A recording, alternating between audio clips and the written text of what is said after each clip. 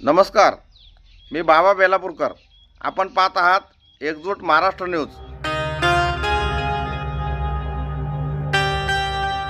अरे तुमच्या आमच्या या भारतातल्या देशातल्या जनतेपेक्षा श्रीलंका आणि नेपाळची जनता खूप लवकर हुशार झाली. तुम्ही आम्ही अजूनही गाफील आहोत.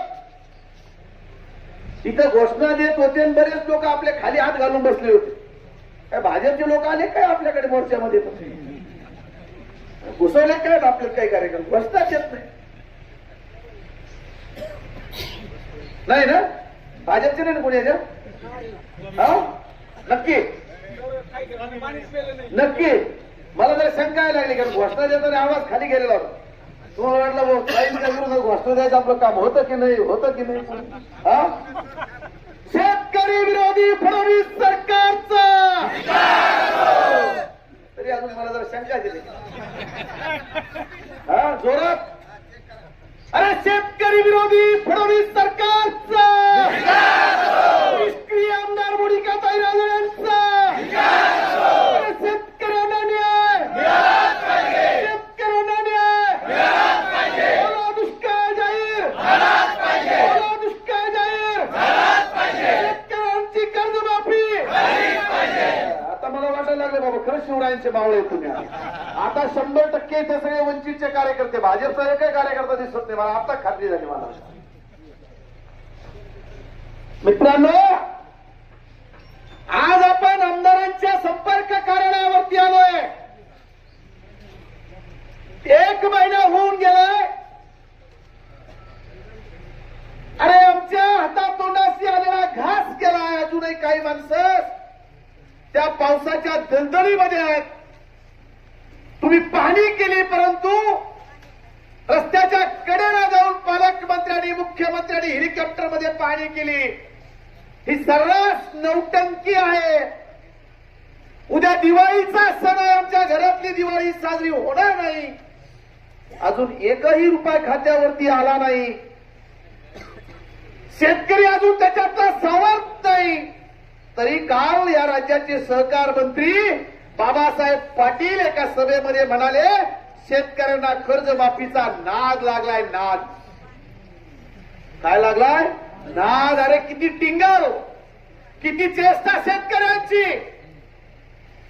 बाबासाहेब पाटील हे मंत्री आहेत आणि तो शेतकऱ्यांच्या बद्दल बोलतोय की तुम्हाला नाद लागलाय.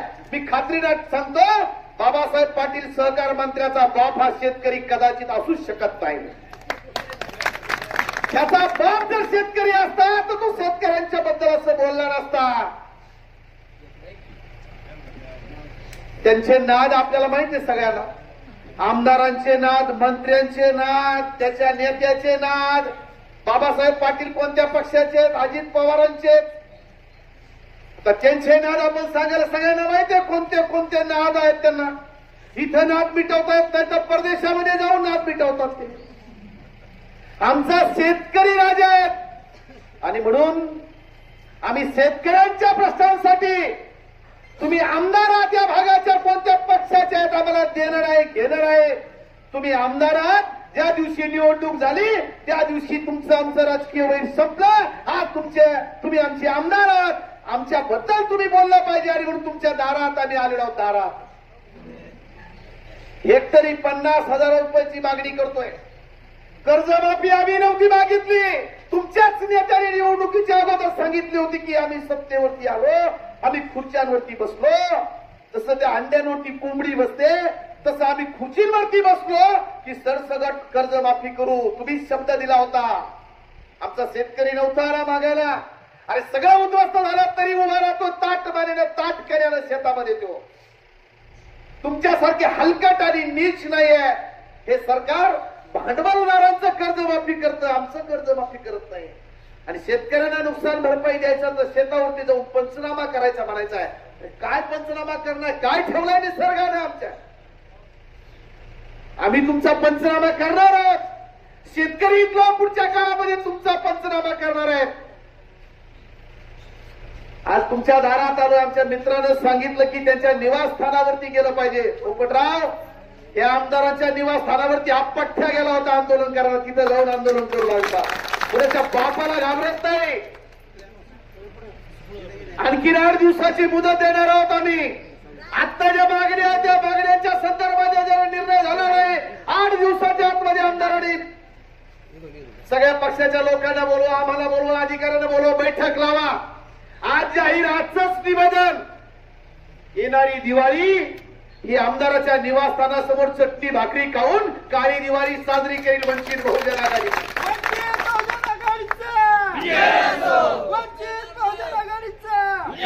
आम्ही गोडतोड दिवाळी करणार नाही. दीपावलीच्या दिवशी, लक्ष्मीपूजनाच्या दिवशी या आमदारांचं जे निवासस्थान आहे कासार पिंपळगावला तिथे जाणार, चट्टी भाकरी घेऊन जाणार आणि तिथे आम्ही काळी दिवाळी साजरी करणार. जर तुम्ही 8 दिवसाच्या आत दिवाळीच्या अगोदर आमची बैठक लावली नाही तर या अधिकाऱ्यांना घेऊन बसा. कुणीतरी सांगितलं की सरकार गेंड्याच्या कातड्याचं सरकार आहे.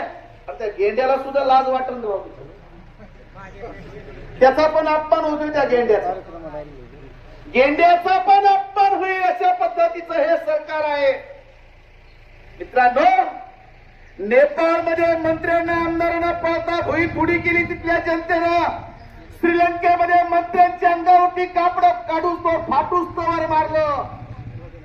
तो काळ महाराष्ट्रामध्ये या देशामध्ये फार लांब नाहीये, जवळ आलाय. म्हणून तहसीलकडे जाताना आम्ही जनसंपर्क कार्यालयावरती आलोय. इथून पुढच्या काळामध्ये वंचित बहुजन आघाडी खांद्या काय तोडायच्या. तहसीलदार बिचारे आमचे मित्र, त्यांच्याकडे गेलं ते भाषण ऐकतात, बाहेर येतात. हो, तुमच्या भावना आम्ही सरकारला कळवतो. आता सरकार कोण आहे? कोण आहे सरकार? ते बिचारे काय करणार आहे? पत्र लिहिणार सरकारला पाठवू. सरकार कोण? हे सरकार, इथले आमदार. आणि म्हणून तुमच्याकडे येण्याऐवजी जो पुढच्या काळामध्ये आमदाराच्या दारात जातो त्यांना धरतो आम्ही. आता पुढच्या काळामध्ये जिथं दिसत तिथं हे बघा, तुम्हाला सगळ्यांना माहिती आहे, प्रशासनाला माहिती आहे, आपण बोलतो ते आपण करतोच. कारण आपण कुणाचे मिंदे नाहीत. आम्ही वाघासारखी जगणारी माणसं आहोत. आम्ही डुप्लिकेट वाघ नाही आहोत. सर्कशीतले आम्ही वाघासारखेच जगतो, वाघासारखाच बोलतो. जर आमदारांनी बैठक लावली नाही तर या तालुक्यामध्ये जिथं आमदार येतील तिथं आमचे कार्यकर्ते काही बोलणार नाही. लोकशाही मार्गाने काळे झेंडे दाखवून त्यांच्या समोर उभे राहतील. निष्क्रिय आमदार आहेत, वचक नाही.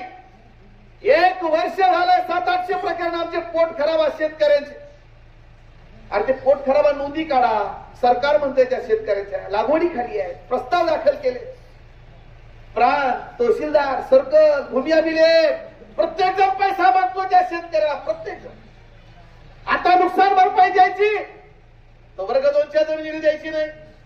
त्यांच्या उतार्यावरती पोट खराब आहे त्यांना द्यायची नाही का? तो शेतकरी नाही, त्याचं नुकसान झालं नाही.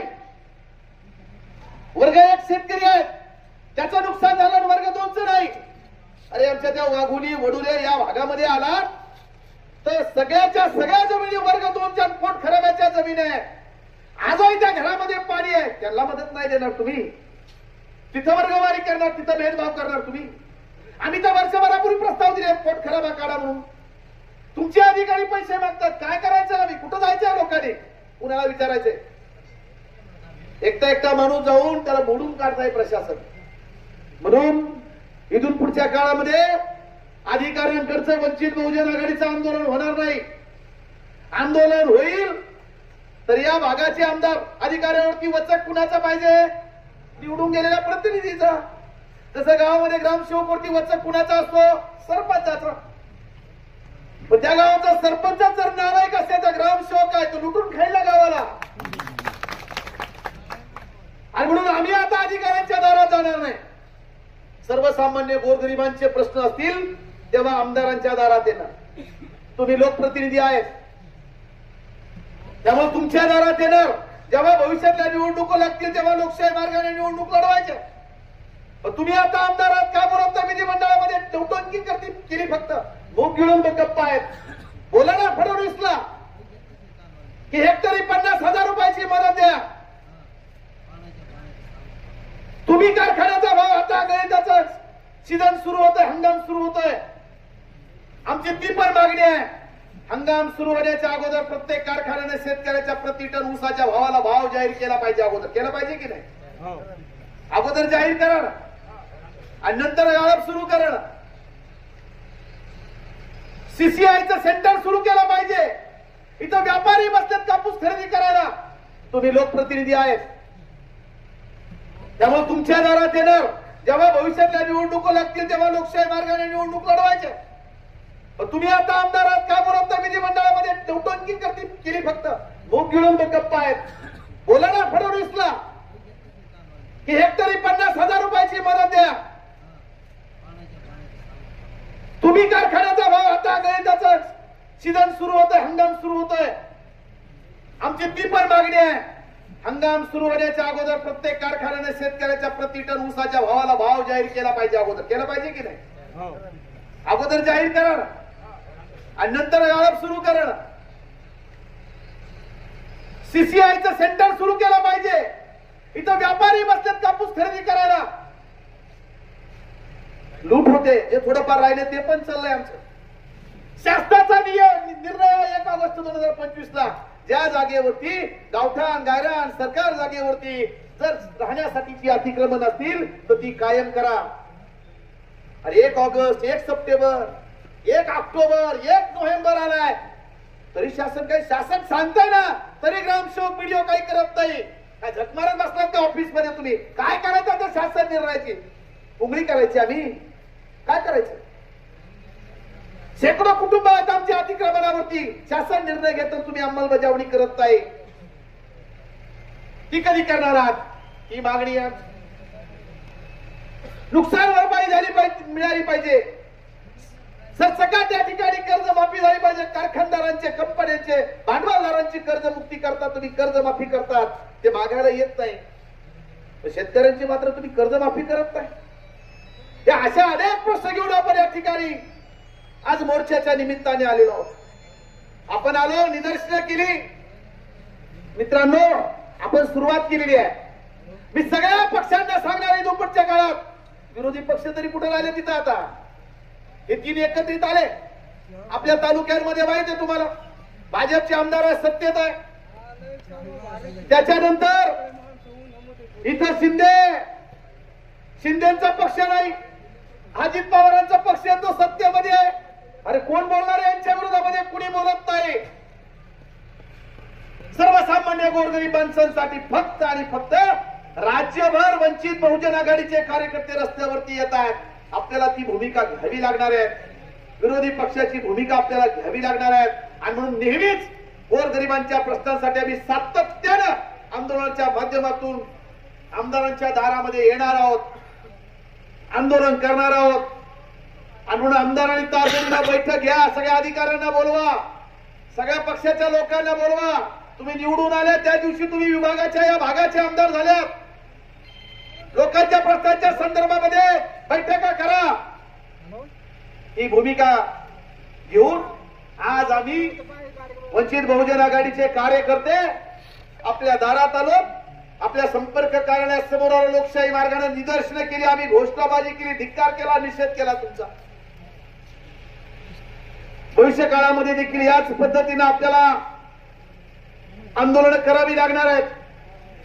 आपले प्रश्न ज्यांच्याशी निगडीत आहे, प्रशासनाचे अधिकारी, तहसीलदार साहेब या ठिकाणी आलेले आहेत, व्हिडिओ आलेले आहेत. आपण आपल्या प्रश्नाच्या अनुषंगाने त्यांच्याबरोबर चर्चा करणार आहोत. काय म्हणतात ते बघूया. समाधान झालं तर ठीक आहे, आणखीन काही कालावधी मागितला तर कालावधी देऊया. पण आपले जे प्रश्न आहेत ते धसास लावूया, पुढे घेऊन जाऊया. अधिकाऱ्यांना माझी विनंती आहे, साहेब आम्ही काय 2 नंबर वाले नाही आहोत. आमच्या एका कार्यकर्त्याचा 2 नंबरचा धंदा नाहीये. गाठ आमच्याशी आहे. आम्ही गरीब माणसांचे प्रश्न घेऊन येतोय, ते तुम्हाला सोडवावे लागणार आहेत. तुम्ही शासनाचा पगार घेतात, आमदाराचा पगार घेत नाही.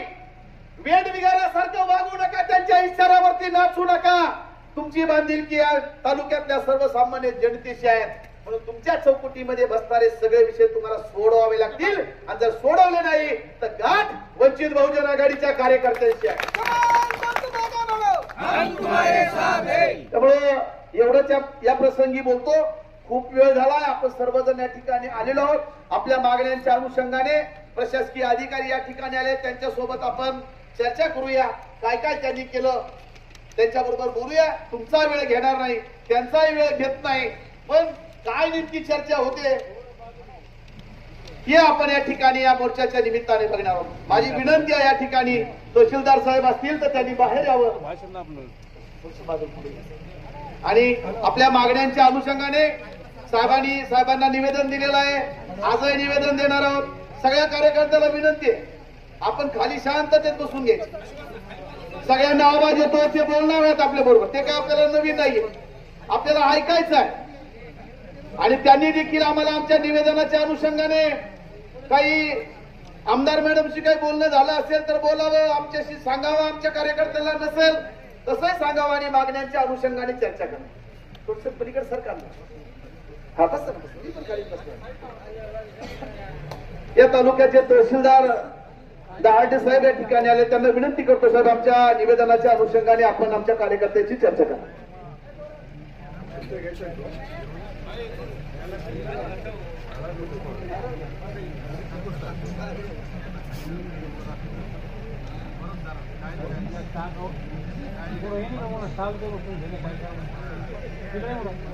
नमस्कार. आवाज येतोय का? वंचित बहुजन आघाडीचे आपले प्रदेश उपाध्यक्ष प्राध्यापक किसन चव्हाणजी, प्यारेलाल शेखजी आणि उपस्थित सर्व नागरिकांना मी आपल्या अतिवृष्टीच्या अनुषंगाने आतापर्यंत आपण जी काही कारवाई केली त्याबाबत आपल्याला कळू इच्छितो. तर आपल्या शेवगाव तालुक्यात करे टाकलीला एक महिला मयत झाली ती. तर त्या महिलेचं VDS आज आपण काढतोय. तिच्या जे 2 हे होते मुलं होते त्यांच्या अकाउंटला आज आपण 4 लाख रुपये त्यांच्या ह्याच्यात आज पोहोचतील. ते आपण गुन्हे प्राधिकरणात काढतोय. म्हणजे याच्यासाठी आपल्याला गव्हर्नमेंटच्या याची वाट बघायची गरज नाही, आपण निगेटिव्ह मध्ये ती काढू शकतो. त्याच्यानंतर आपल्या शेवगाव तालुक्यामध्ये 1500 असे कुटुंब होते की त्यांच्या घरामध्ये पाणी साचून त्यांच्या धान्य संसारोपयोगी जे काही साहित्य होतं, वस्तू होत्या, त्यांचं नुकसान झालेलं होतं. तर त्यांच्याही आपण याद्या तयार झालेल्या आपल्या 1500च्या आसपास आहे. तर ते आपण आज त्यांचे पण त्यातले बऱ्याच लोकांची पॅन कार्ड नाही आहे, ज्यांचे पॅन कार्ड आहे, पॅन कार्ड आपल्याला आवश्यक असतं. तर सगळ्या नागरिकांनाही विनंती करतो, ज्यांचे आपण पंचनामे केलेले होते, फक्त घर पडझड आणि घरात पाणी गेलेलं त्यासाठी आपल्याला पॅन कार्ड लागतील. तर ते सुद्धा जर काही काढले नसतील आणि पंचनामे झाले असतील तर त्यांनी जमा करून द्यावे. ज्यांचे पॅन कार्ड जमा झालेले त्यांचे आज आणि उद्या आपण त्यांच्या अकाउंटमध्ये प्रत्येकी 10,000 रुपये आपले पोहोचवतील. त्याच्यानंतर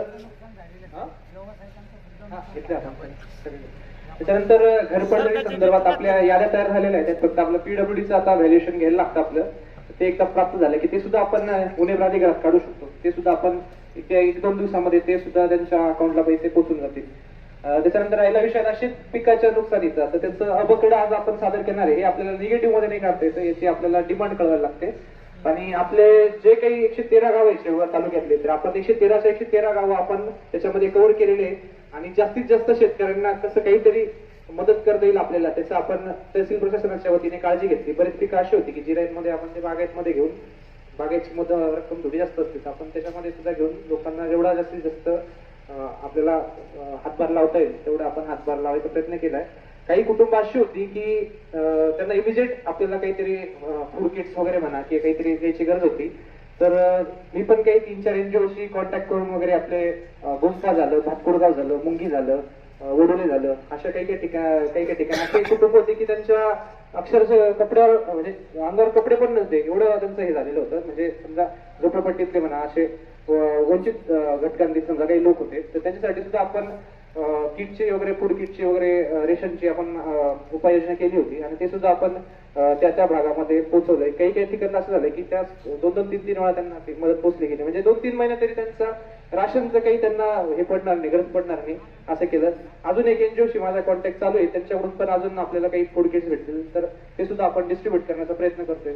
असे एकंदरीत आपल्या तालुका प्रशासनाची जी काही भूमिका आहे ती सगळी सकारात्मकच आहे. आणि जेवढे शेतकऱ्यांना, मी पण शेतकरी पुत्रच आहे, त्याच्यामुळे मलाही माहिती की नुकसान झालं की दिवाळी कशी जाईल आता लोकांची. तर दिवाळीच्या आधी आपल्याला जास्तीत जास्त आपण शेतकऱ्यांच्या अकाउंटमध्ये पैसे कस काय लवकरात लवकर पोहोचवतील त्या दृष्टीने कार्यवाही चालू आहे. धन्यवाद. एक अजून एक विषय होता की पोटखराब्याचे त्याच्यात हे होते बऱ्याच शेतकऱ्याचे वाघोली साईडचा त्या साईडचा जास्त प्रश्न होता. तर मी तिथल्या नागरिकांशी पण बोललो आणि कसं पोटखराब्या लागवडीला केल्याशिवाय आपल्याला ती प्रोसिजर पण करता येणार नाही. तर मी भूमी अभिलेख विभागाला सुद्धा बोललो तर त्यांच्याकडे आपल्याला प्रस्ताव पाठवायला लागतो. तर असे आपण 300-350 प्रपोजल आतापर्यंत भूमी अभिलेख विभागाला पाठवून त्यांना तात्काळ ते जे काही पोटखराब्याचे क्षेत्र आहे ते लागवडीला आणून त्यांना हे करायला आणि काही असे प्रायोरिटी निवेदनाला सांगितले की आपले जे काही ज्या ठिकाणी आपले मेजर पॉईंट होते समजा की वडुले वाघोली त्या साईडला एकच मिनिट मी सांगतो. तर असं आपलं एक नियोजन आहे की ते कारण की तुम्हाला माहिती की पोटखराबा म्हटल्यावर ते जोपर्यंत आपण लागवडीला करत नाही सातबाऱ्यावर पण त्याचा इफेक्ट आल्याशिवाय ते शेवटी ऑटोमॅटेड सिस्टीम येते. सिस्टीम पण कॅच करायला ते आपल्याला क्षेत्र वगैरे टाकणं आणि ते लागवडी असलं तरच होतं कारण पुढे जाऊन ऑडिट पॉईंट वगैरे निघतात. तर कुठं जाणार लोकांनी आणि काय अडचणी काय याच्या संदर्भात एक उपोषण आमचं तिथं पण झाले. मी बोलतो कांगणे साहेबांशी बोलतो आणि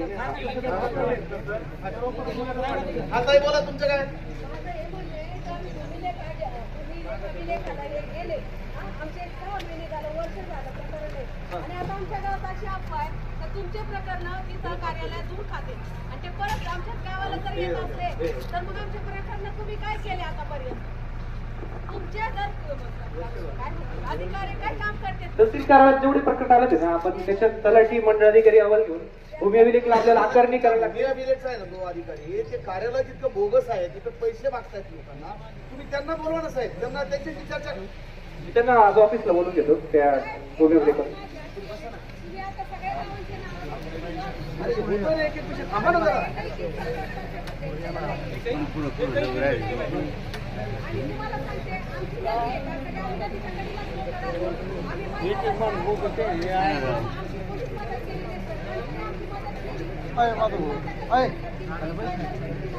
नाम फाउंडेशन आली ती घेऊ बोलीला तीच एनजीओ ती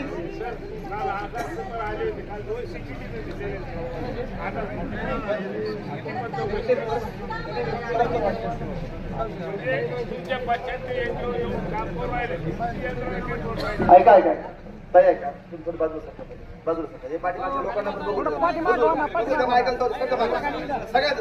सगळे विषय होते ना आपले जे महत्वाचे विषय आहेत पोटखराब्याचा आपण त्याच्या कानावरती टाकला की 1 वर्षभरापूर्वी आम्ही साहेब जे प्रस्ताव दिलेले आहे त्याबाबत आम्ही एकदा प्रांत कार्यालयासमोर देखील उपोषण केलं. त्यांनी तहसीलदारांना पत्र दिलेत. ते प्रकरण पुढे गेलेत काही पण अद्याप देखील ते काही होत नाही. कुठं अडलंय काय झालंय काय समजायला तयार नाही. आता भूमी अभिलेख अधिकाऱ्यांकडे एक व्यक्तिगत जर लोक गेले तर त्यांना ते 5-5, 10,000 रुपये मागतात.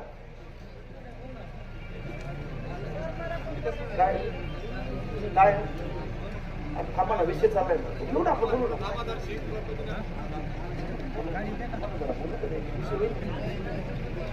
बोलत्या त्यांना माहिती आहे मतदारचा विषय मला सगळं माहिती तुम्हाला नाही माहिती. तर पोटखराब्याच्या अनुषंगाने आपण तहसीलदारांशी आता बोलतोय त्यांनी काय करायचं त्या भूमी अभिलेख अधिकाऱ्यांशी बोलावं. पण ह्या सगळ्याच अनुषंगाने साहेब म्हणजे आजच तुम्हाला सांगतो जर दीपावलीच्या अगोदर तुम्ही आता म्हटले की शेतकऱ्यांच्या खात्यावरती आम्ही पैसे जमा करणार आहोत तो विषय झाला आणि या निवेदनामध्ये जे बाकीचे विषय असतील पोटखराब्याचे आहेत कुठं प्रकरण थांबलेत त्याच्यात आता बीडीओ कार्यालयाचे लोक आहेत ते काही सांगतील.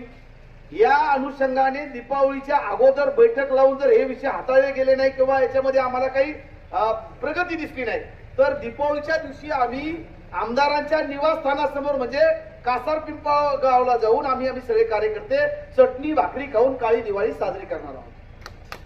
म्हणजे तो आजच निवेदन आहे तुम्हाला आम्ही परत निवेदन देणार नाही कारण तुमचा कारभार इतका ढीम चालू आहे त्या भूमी अभिलेख मधला. जर त्यांनी याच्यापूर्वी पोटखराबा नोंदी काढल्या असत्या तर या लोकांना आता पंचनामे होण्याची नाही मदत मिळाली असती. आता ते पोटखराबे कधी काढणार तुम्ही पंचनामे केले तर आम्हाला माहिती आहे पण पुढे भविष्यामध्ये किती दिवसांतर मिळेल हे प्रकरण गेले कुठे मग तुम्ही त्या अधिकाऱ्यांना बोलून घ्या त्यांच्याबरोबर चर्चा करा बरोबर आहे ना.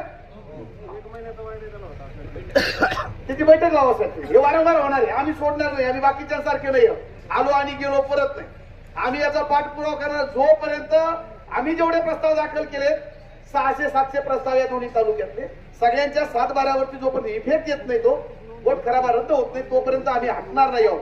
म्हणजे आणखी 4 दिवसाची मुदत देऊ आम्ही तुम्हाला. त्याच्यानंतर दुसरा जो काही प्रश्न आहे आपला, आता शासन स्तरावरचे काही विषय आहेत. ओला दुष्काळ जाहीर करा, हेक्टरी 50,000 रुपये मदत करा, ही मागणी आहे. सरकार काय देईल, पण त्यांचा प्रयत्न असा आहे की दिवाळीच्या अगोदर त्यांच्या खात्यावरती, शेतकऱ्यांच्या खात्यावरती जे काही मदत मिळेल ती मदत जमा करा. नुकसान त्याच्यानंतर आपला कर्जमाफीचा एक विषय आहे, पण तो काय तहसीलदारांच्या हातातला नाही, म्हणून आपण आमदारांच्या दारात आहोत. आता आमदारांपर्यंत हा विषय जाईल, ते सांगतील विधिमंडळामध्ये किंवा काय मांडायचं ते मांडतील. आपली मागणी आपल्याला रेटावी लागणार. त्यामुळे यांच्या स्तरावरचे जे विषय आहेत ते विषय पोटखराब्याचे असतील, अनुदानाचे असतील, किंवा आता जे काही त्यांनी सांगितलं ते तातडीनं मार्गी लावावे, दिवाळीच्या अगोदर मार्गी लावावे, अशी आमची तुम्हाला विनंती आहे.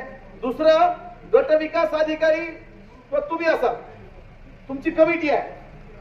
शासकीय आदेशात 1 ऑगस्ट 2025 असेल निवासासाठी जी अतिक्रमण आहे ती अतिक्रमण कायम करावी. आता 1 ऑगस्टचा GR आहे, परिपत्रक आहे, त्याच्यावरती काय कारवाई झाली, आपल्या कार्यालयाने काय केलं, पंचायत समितीने किंवा तहसीलदारनं, तो शासन निर्णय आहे का? इथं अनेक लोक आहेत की ते त्या जमिनीवरती राहतात, त्यांना घरकुल भेटत नाही. त्याच्यामुळे घरकुल आले, गावचा सरपंच म्हणतो तुला घरकुल देणार नाही कारण तू त्या जागेवर, तुझ्या नावावर जागा नाही. आपण तो शासनाच्या जागेवर राहतो ना, तो गावठाणावरती राहतो ना. सरकार सांगतं ती जागा नोंद करा, 500 स्क्वेअर फुटाची जागा त्याच्या नावावरती करून द्या. अडचण काय, का कारवाई होत नाही, तुम्ही बोला याच्यावर. तर रिसेंटली गव्हर्नमेंटचा शासन निर्णय आलेला होता की शासकीय गायरान, वनजमीन आणि अशा ज्या काही जमिनी ज्या आपण सार्वजनिक उपक्रमांसाठी संपादित केलेल्या आहे, या व्यतिरिक्त ज्या काही शासकीय जमिनींवर लोकांचं अतिक्रमण आहे त्याच्यावर ते रहिवास प्रयोजनासाठी ते वापरत आहेत, तर त्यांचे जे काही 500 स्क्वेअर फूटच्या मर्यादेमध्ये आपण ते अतिक्रमण नियमगुल करतोय. तर या संदर्भात पंचायत समितीशी आपला पत्रव्यवहार झाला, तर त्यांच्याकडून काही प्रपोजल आपल्याकडे आलेले तहसील कार्यालयात. त्याच्यामध्ये आपल्याला फक्त काही सर्कल चौकशी आणि तलाठी चौकशी करायची आहे. तर त्या चौकशीनंतर म्हणजे त्यात पहिलं तर हे की त्या लोकांकडे दुसरीकडे कुठे त्यांना जागा वगैरे नाहीये, असं म्हणजे भूमिहीन शेतकरी वगैरे आहे असं याची थोडी खात्री करायला लागते. कारण की आपण जे वंचित आहेत म्हणजे ज्यांच्याकडे खरंच नाहीये त्यांना आपण लाभ देणार आहे, पण याच्यामध्ये असं नको व्हायला की ज्या शेतकऱ्यांकडे ऑलरेडी दुसरीकडे जमिनी वगैरे त्यांना पण तो लाभ दिला गेला. या थोडी आपल्याला चौकशी करून हे करायचंय. असे प्रपोजल आपण पाठवलेले आहे आणि याची एक आपली समिती असते, त्याच्यामध्ये माननीय प्रांत साहेब अध्यक्ष असतात.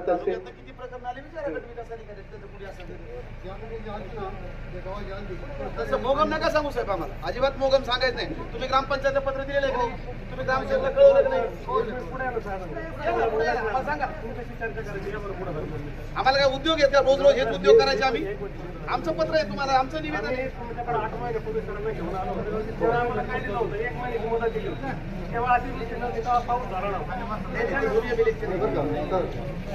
आता जे समजा लोक असे आहेत बुवा, जे सरकारी जागेवर समजा एवढं आहे बुवा, अशा लोकांचा अतिक्रमण त्या नावावर प्रस्ताव द्या, असं आपण संपूर्ण ग्रामपंचायत कळवलं. ग्रामपंचायतने काय केलं पुढे? ज्या ज्या ग्रामपंचायत प्रस्ताव आले आपण बाकीच्या ग्रामपंचायती दिलेली त्यांच्यावर काय कारवाई करणार तुम्ही? आता रिमाइंडर पाहिजे ताबडतोब किती दिवस कधी करणार आहात? कशाचं काय करता तुम्ही? फक्त काय करतात तुम्ही? फक्त पत्र देऊन खाली मोकळे होऊन जातात. तुम्ही पत्र देतात ग्रामसेवकला, ग्रामसेवक तिकडे झकमारी करतो, तो काही करत नाही. तो ग्रामसेवक करत नाही, सरपंच करत नाही. तुम्ही काय करणार? त्या ग्रामसेवकावरती तुम्ही कारवाई करणार आहात का? शासन निर्णय आहेत ना.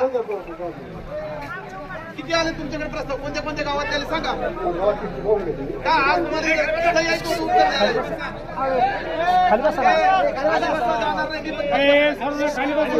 खाली बसून द्या.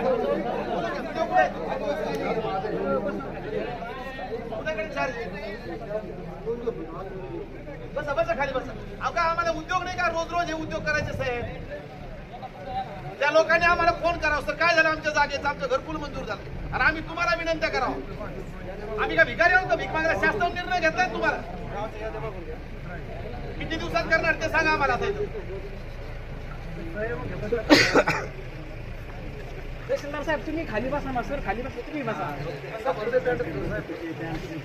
त्याला बोलायचंय सगळ्या लोकांना, त्याला बोलायचंय सगळ्या लोक. हो साहेब, हो साहेब, हो उभं त्याला सगळ्याला बोलायचं त्यांना.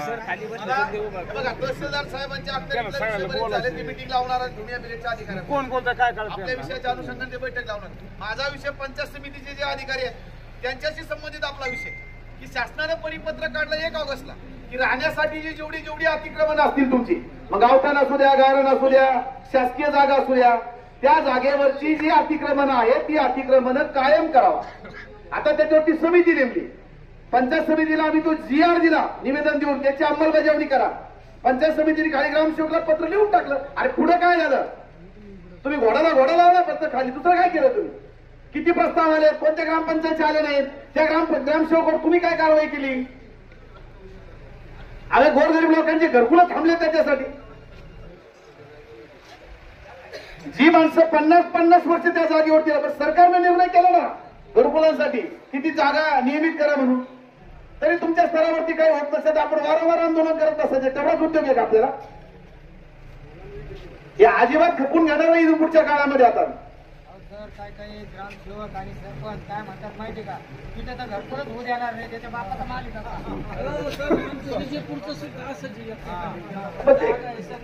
सगळं घरकुल थांबलंय ना? अरे का तुमच्या बापाच्या पैशात देता का तुमच्या खात्यावरच्या पैशात देता तुम्ही? उगीच काहीतरी कार्यक्रम चालला सगळा तुमचा. गोरगरीब माणसाला जमवायचा कार्यक्रम, त्याला वाकवायचा, त्याला गुडघे टाकायला लावायचे खेड्यापाड्यांमध्ये.